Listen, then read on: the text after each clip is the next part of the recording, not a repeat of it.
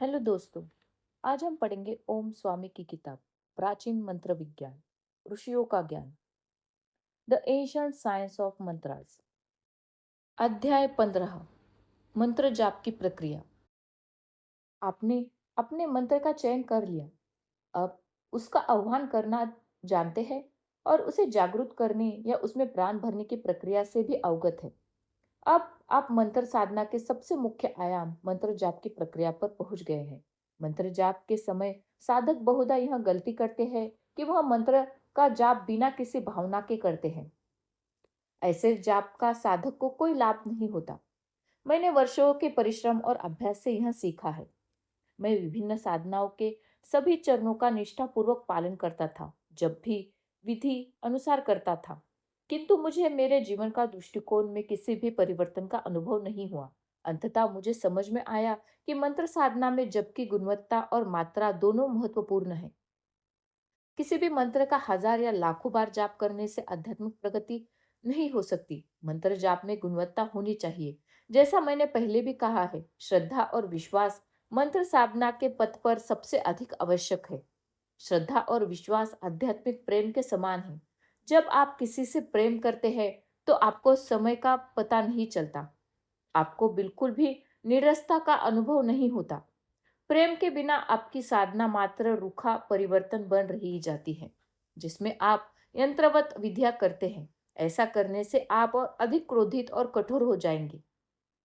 जब आप दीर्घकालीन और गहन साधना करते हैं, तो संभव है कि आपको नींद आए, थकान महसूस हो, नीरस लगे जैसा अनुभव करना स्वाभाविक है, क्योंकि अंततः हम मनुष्य हैं। यह बहुत सी साधारण अवरोध है और इन पर सरलता से नियंत्रण पाया जा सकता है। कभी कभी होने वाली नीरसता का अर्थ नहीं कि आप में विश्वास या श्रद्धा की कमी है। भावनात्मक और मानसिक अवरोधक, नकारात्मकता और अधीरता पर नियंत्रण पाने के लिए आपको चार प्रकार के जपों के को समझना होगा। विज्ञान भैरव तंत्र में कहा गया है कि मंत्र केवल दो प्रकार के होते हैं। एक चित्त युक्त मंत्र, जिन्हें आत्मसात किया जाता है, और दूसरा ध्वनि युक्त मंत्र, जिनका जाप किया जाता है। जबकि जबकि बात करें तो चित्त युक्त मंत्र ध्वनि युक्त मंत्रों से अधिक प्रभावकारी होते हैं। इसके बावजूद चार प्रकार के मंत्र जप को बारी बारी से करने से आपको अपने मन को ताजा और निर्मल रखने में सहायता मिलती है। यह है जबकि जबकि चार प्रकार और उनका साधना में उपयोग करने की प्रक्रिया। एक, वाचिक जप। यह प्रथम और सबसे निम्न प्रकार का जप है। इसे वाचिक कहते हैं। इसका अर्थ है मौखिक रूप से उच्चारण करना। हम बाहरी विश्व से केवल शब्दों के माध्यम से ही संवाद करते हैं।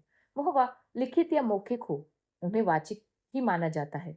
मौखिक या वाचिक शब्दों का प्रयोग केवल बाहरी विश्व से हमारे संबंधों को गहरा करने के लिए होता है।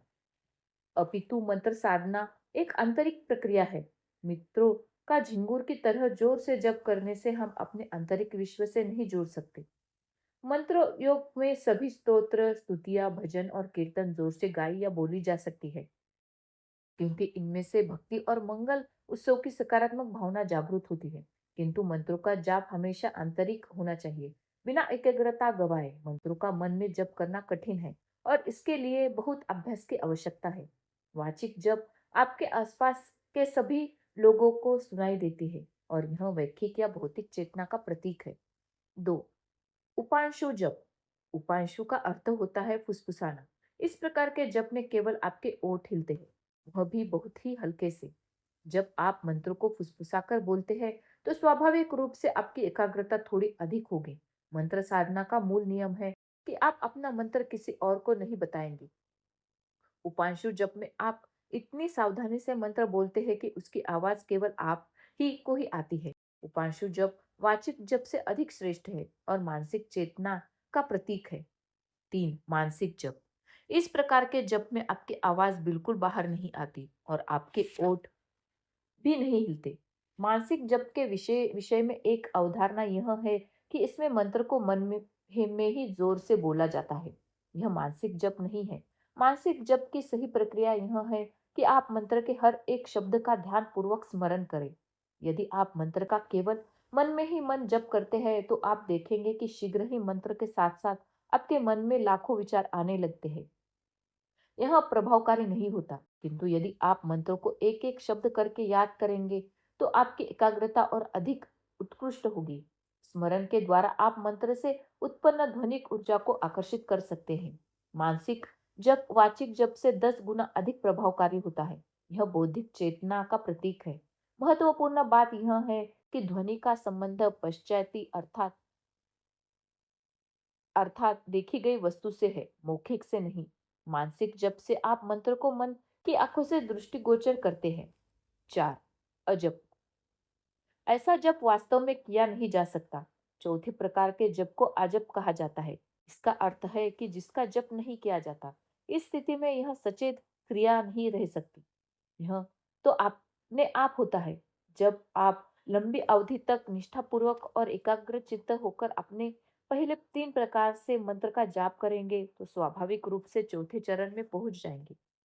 अजप में आप अपने आप आपको निरंतर जप करते हुए पाएंगे और इससे मंत्र की ध्वनिक ऊर्जा आपके अंदर संचित होती जाएंगी। आप दैनिक कार्य करते समय भी निरंतर जप करते रहते हैं। सुबह नींद से उठते ही आप देखेंगे कि मंत्र जप आरंभ हो जाता है।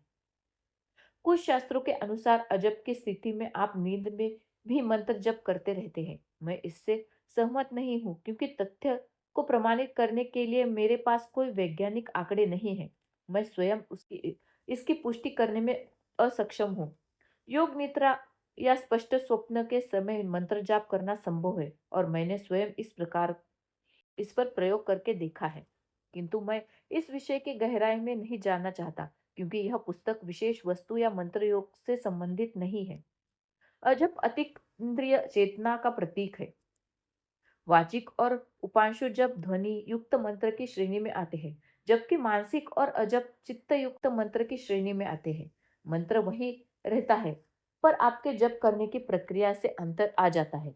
आप जितनी धीमी स्वर में मंत्र जप करते हैं, आप स्तोत्र के उतने ही निकट पहुंचेंगे। एक ऋषि अपने शिष्य के साथ गंगा के तट पर टहलाते हुए स्तोत्र का जाप कर रहे थे। दूर एक दंपति आपस में जोर जोर से लड़ रहे थे। पत्नी के सोने का हार गंगा स्नान के समय खो गया और उसका पति क्रोधित होकर उसे अभद्र भाषा में डांट रहा था। पत्नी भी उतने ही क्रोध से चिल्ला रही थी। ऋषि रुके और उन्होंने पीछे मुड़कर अपने शिष्य से पूछा, लोग क्रोध में चिल्लाते क्यों हैं? एक शिष्य ने उत्तर दिया, क्योंकि जब हम अशांत हो जाते हैं तो चिल्लाने लगते हैं। ठीक है, ऋषि बोले, पर जब दूसरा व्यक्ति आपके सामने ही खड़ा है तो चिल्लाने की क्या आवश्यकता है? ऐसा तो नहीं कि चिल्लाने से वह और अच्छी तरह से सुनेगा। आप बिना चिल्लाए भी अपनी बात रख सकते हैं। शिष्य ने अनेक उत्तर दिए पर किसी उत्तर में प्रश्न का समाधान नहीं मिला।